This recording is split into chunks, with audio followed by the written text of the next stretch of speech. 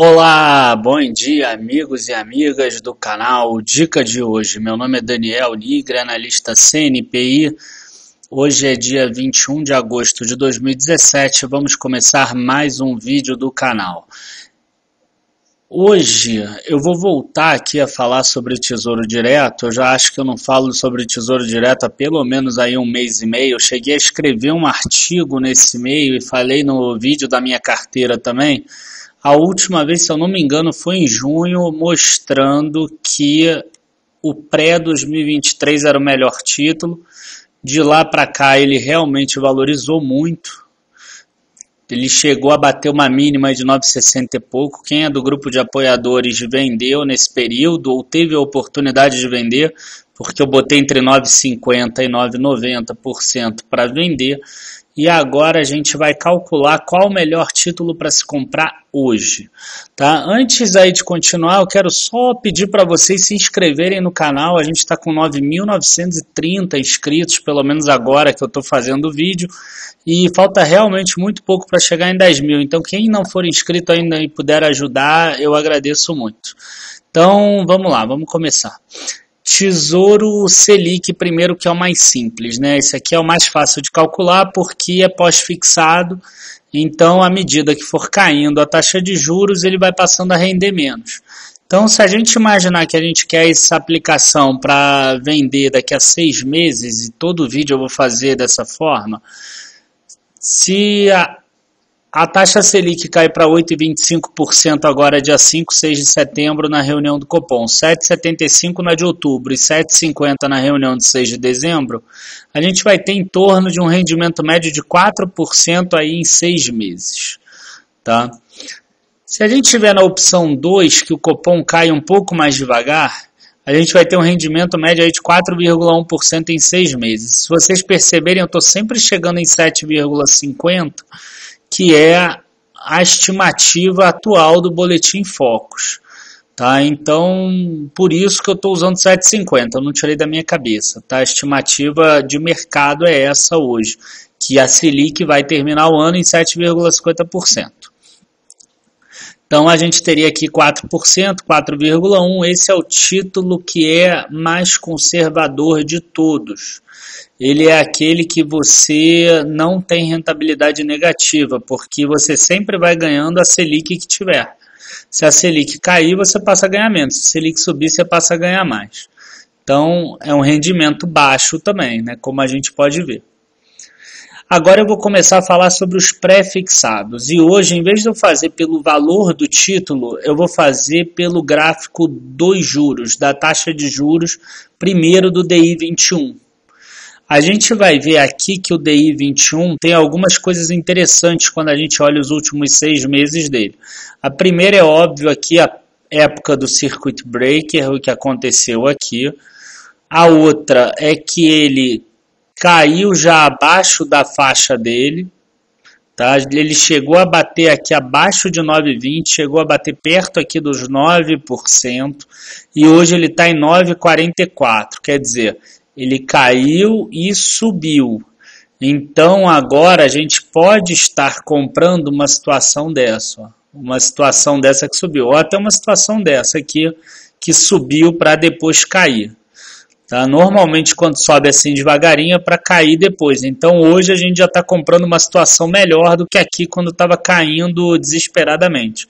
É como se ele já tivesse feito alguma correção no valor. Tá? Esse aqui é o DI 21. Que ele não é mais vendido no mercado primário. E aqui eu tenho o gráfico do DI 23, que esse sim é vendido, é aquele Tesouro pré-2023, uma curva muito similar aqui. Ele veio caindo e aí subiu já um pouco, ele hoje está em 10,03%. Esse aqui é aquele ponto de 9,68 que eu falei que abriu venda lá para quem era lá que eu cheguei a falar. Acho que eu cheguei a falar em vídeo também alguma coisa sobre isso. Ou no vídeo da carteira eu cheguei a falar que ponto de saída era entre 9,50 e 9,90. Tá, eu inclusive não vendi, eu estou esperando chegar no 9,50. Eu acho que a próxima guinada para baixo vai. Tá, mas quem é mais conservador e quis vender, vendeu.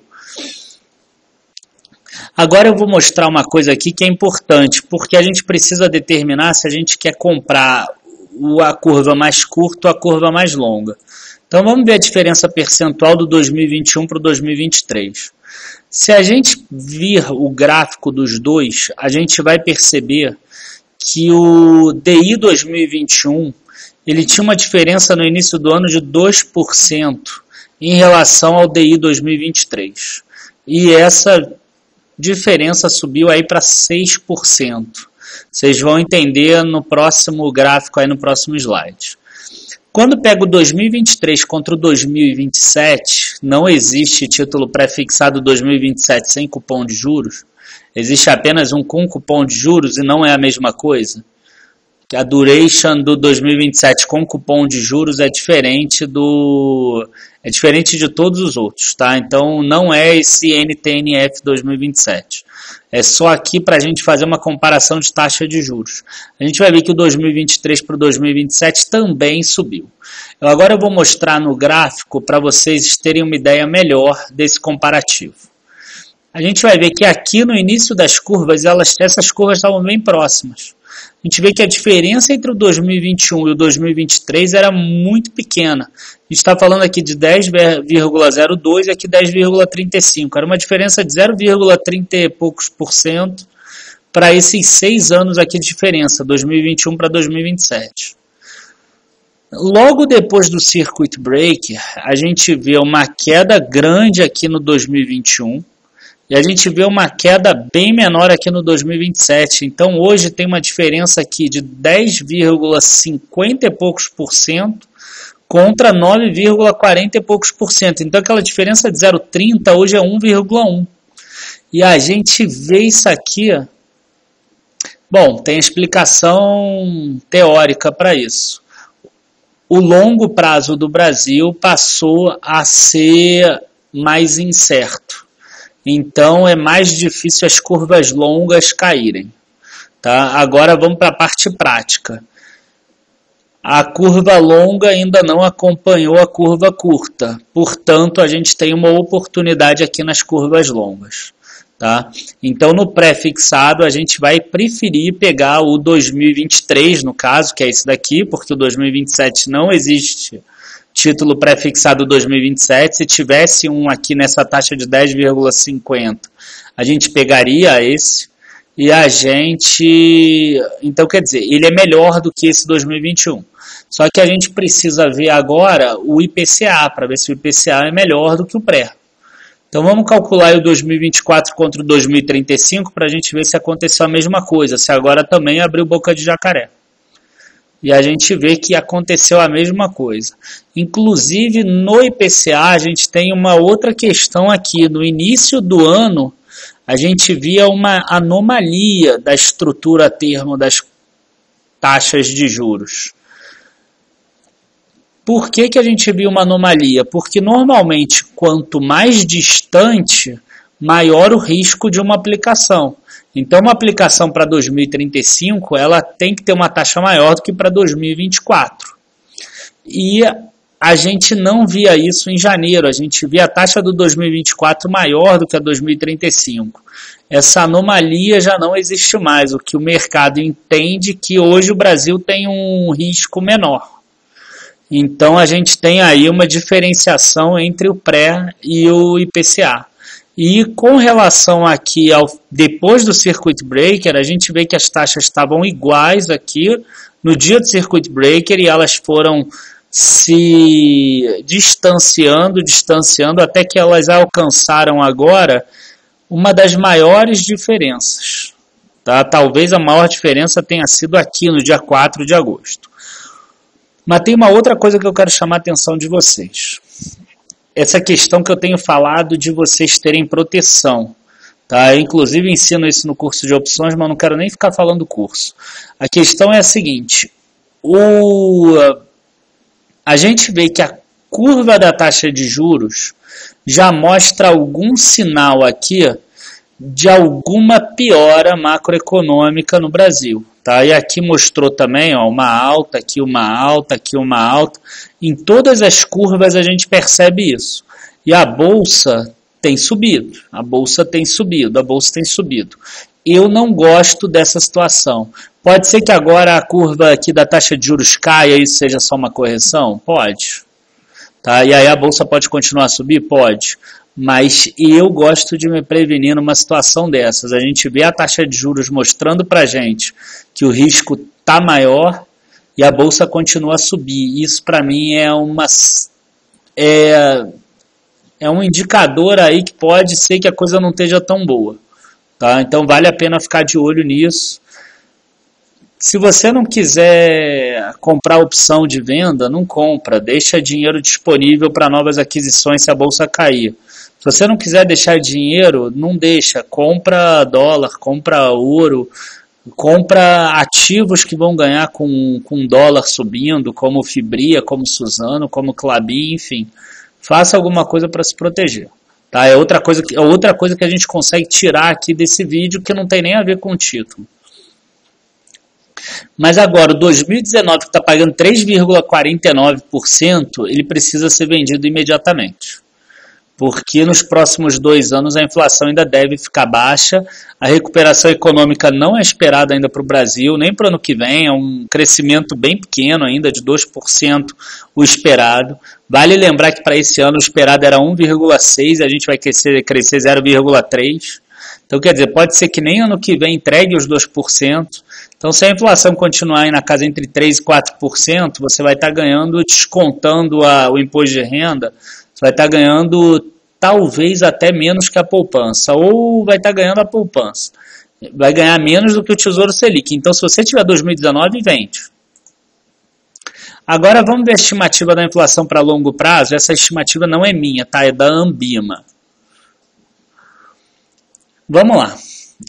O que as curvas de juros mostram para a gente? Esses cálculos são realmente difíceis.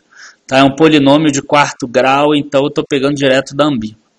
A gente tem aqui uma curva de inflação esperada pelo mercado que está muito baixa atualmente, 3,3%, e ela vai crescendo muito. Tá?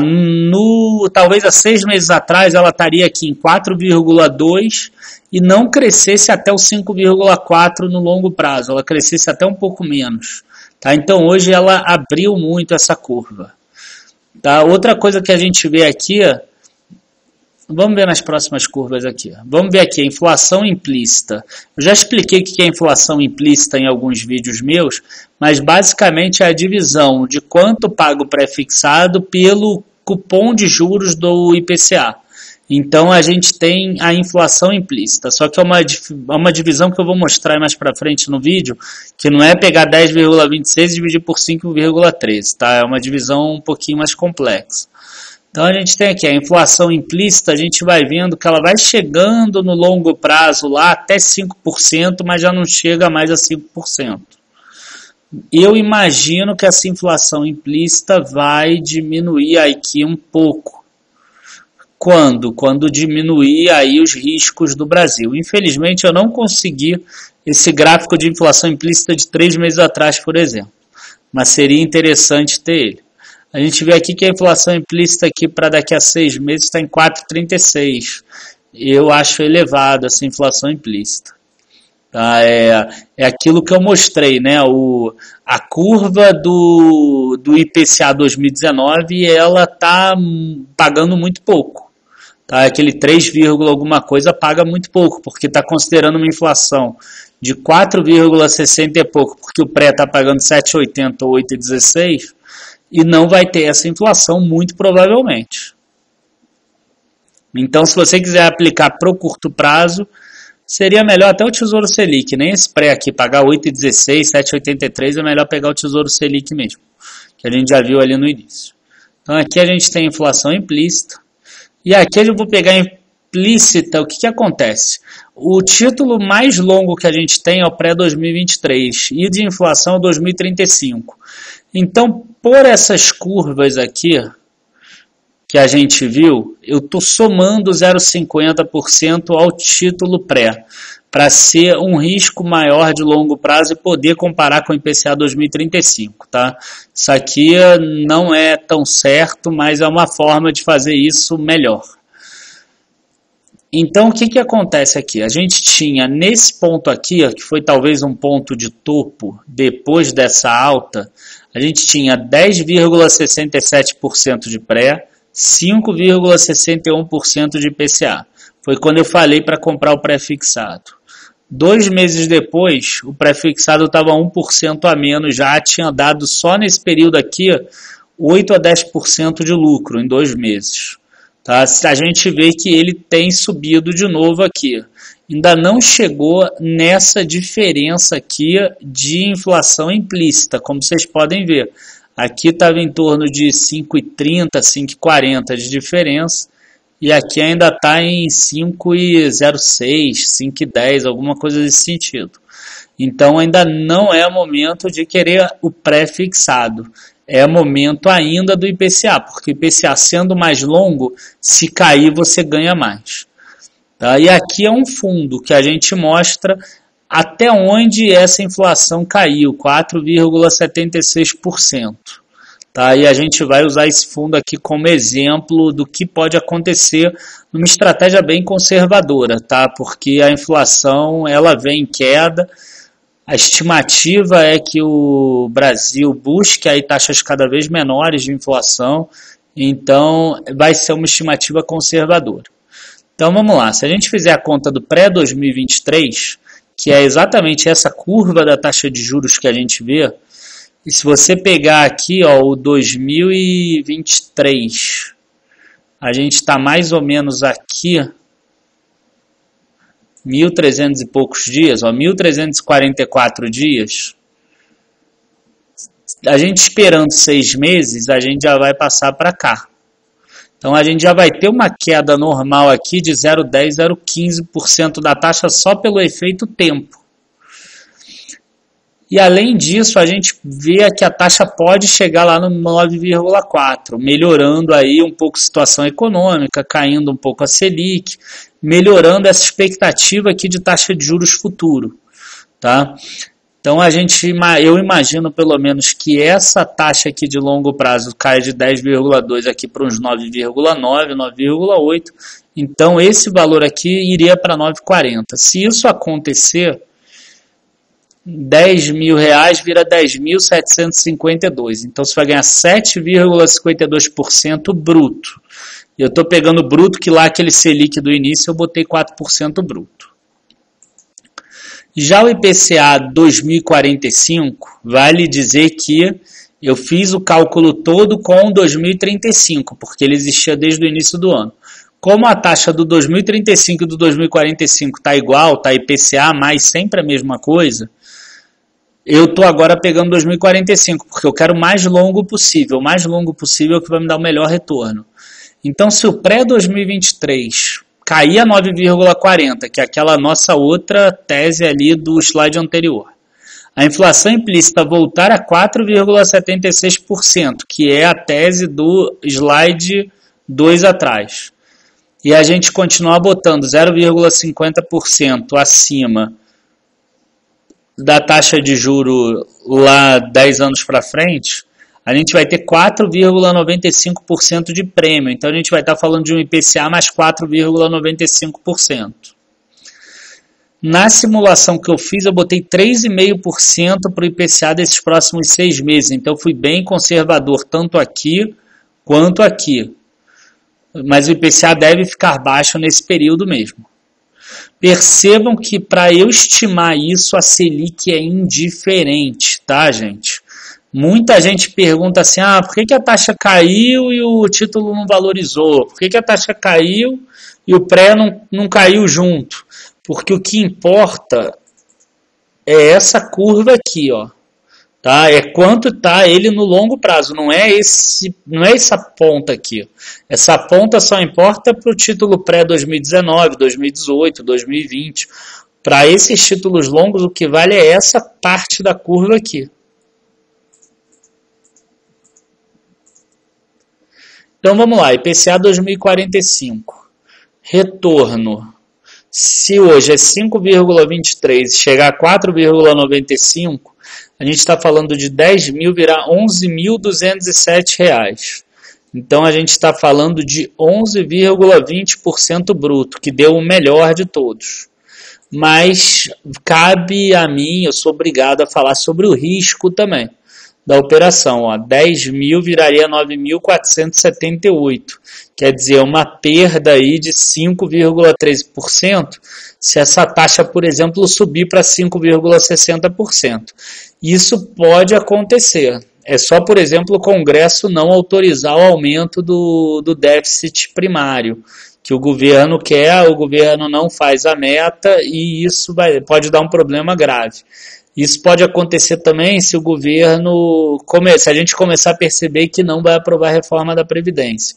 Então existem alguns fatores aí que podem levar essa taxa para cima. Quer ver outro fator externo? Ter algum problema lá nos Estados Unidos em relação à Ásia com relação a alguma guerra. Outro problema, a China pode ter alguma questão de liquidez aí. Então pode acontecer esse cenário, pode acontecer inclusive pior, pode acontecer esse cenário, pode acontecer inclusive melhor. Eu fui conservador tanto no retorno quanto no risco, mas eu quis frisar aqui que existe risco. Tá? Eu terminei o vídeo de hoje, volto a dizer, peço que vocês se inscrevam no canal, quero completar aí 10 mil inscritos hoje. E quero agradecer aí a todos por estarem comigo aí quase um ano no canal e a gente já está chegando a essa marca expressiva. Tá? Curtam, compartilhem com os amigos. Importante todo mundo saber dessas questões aqui que foram levantadas nesse vídeo. E, enfim, por hoje é só. Abraços aí, bons investimentos amanhã. Tchau, tchau.